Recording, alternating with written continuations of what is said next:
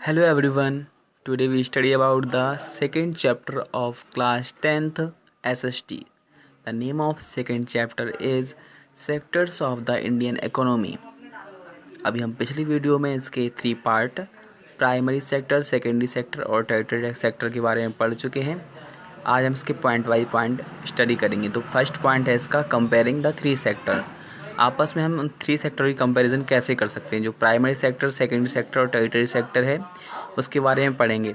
तो उसमें बताया गया है किस तरह से हम तीनों सेक्शन के बारे में पढ़ सकते हैं। तो इन तीनों में प्राइमरी सेक्टर बहुत इंपॉर्टेंट है, इसमें हम एग्रीकल्चर डिपेंड करता है पूरा। और सेकेंडरी सेक्टर जो है वो इंडस्ट्रियल सेक्टर है, इससे हम कुछ ना कुछ प्रोडक्शन बनाते हैं। थर्ड जो है जिसमें क्या होता है, कम्युनिकेशन आता है, ट्रेडिंग आती है, कंपनीज वगैरह आती हैं जो कोई फाइनल गुड्स बनाती हैं, और साथ में ट्रांसपोर्ट भी आता है। तो ये तीनों चीज़ें आपस में मिलके बहुत इंपॉर्टेंट हैं और इससे ही हमारा जो इंडियन इकोनॉमी है वो पूरा डिपेंड करता है। नेक्स्ट हटेंगे आपकी final goods and services.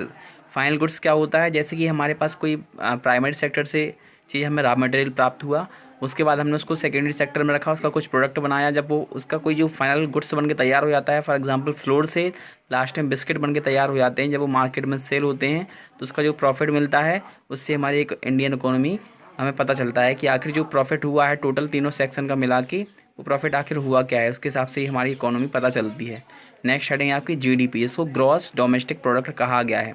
It is the value of all final goods and services produced with in a country during a particular year. मतलब किसी पार्टिकुलर ईयर में किसी फाइनल गुड्स और सर्विसेज को काउंट करके उसका टोटल जो प्रॉफिट निकाला जाता है उसको ही हम फाइनल गुड्स या फिर जीडीपी बोलते हैं। इसको ग्रॉस डोमेस्टिक प्रोडक्ट कहा गया है।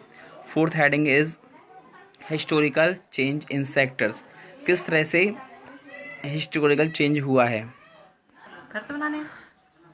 कैसे हिस्टोरिकल चेंज हुआ है। तो पहले हम किस तरह से प्राइमरी प्रोडक्ट निकालते थे, कैसे रॉ मटेरियल प्राप्त होता था, खेती कैसे की जाती थी, पहले कोई टेक्निक नहीं थी। और हमारे पास आजकल कई प्रकार की टेक्निक हैं और कई प्रकार की टेक्निक होने की वजह से हमारा प्रॉफिट अच्छा खासा हो पाता है, अच्छा खासा प्रोडक्शन हो पाता है। बहुत सारी मशीन्स हैं, इससे हम नई चीज़ तैयार कर पाते हैं और उससे प्रॉफिट काफ़ी मात्रा में हो जाता है। इससे हम देख सकते हैं पुराने समय में और अब अभी के समय में कितना अंतर हो गया है, कितना चेंज आ गया है। इसको ही हम हिस्टोरिकल चेंज इन सेक्टर्स कहेंगे। Next heading is rising importance of the tertiary sector and production. अब जब हिस्टोरिकल चेंज हो गया है तो जाहिर सी बात है कि जो हमारी इंपॉर्टेंस है टर्टियरी सेक्टर की वो भी बढ़ेगी, क्योंकि प्राइमरी सेक्टर और जो सेकेंडरी सेक्टर है वो दोनों इस पर ही डिपेंड करते हैं।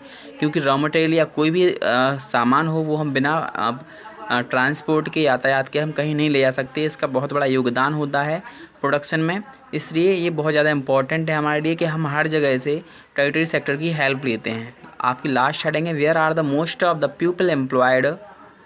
जो लोग हैं अधिकतर कहाँ एम्प्लॉयड होंगे, तो ऐसी जगह जहाँ पर उनको अच्छी सैलरी मिलेगी और अच्छा काम मिलेगा, पूरा पूरा महीने भर का काम मिलेगा, हमेशा का काम मिलेगा, जो एक रेगुलर वर्क होगा, वहाँ लोग अधिकतर एम्प्लॉयड बनना चाहेंगे। ना कि उस जगह जहाँ पर उनको कम रोज़गार मिले, कम सैलरी मिले और उनका भरण पोषण अच्छे से ना हो पाए, वहाँ पे लोग रोज़गार नहीं बनेंगे। अब इसका नेक्स्ट पार्ट हम नेक्स्ट वीडियो में देखेंगे। Thank you.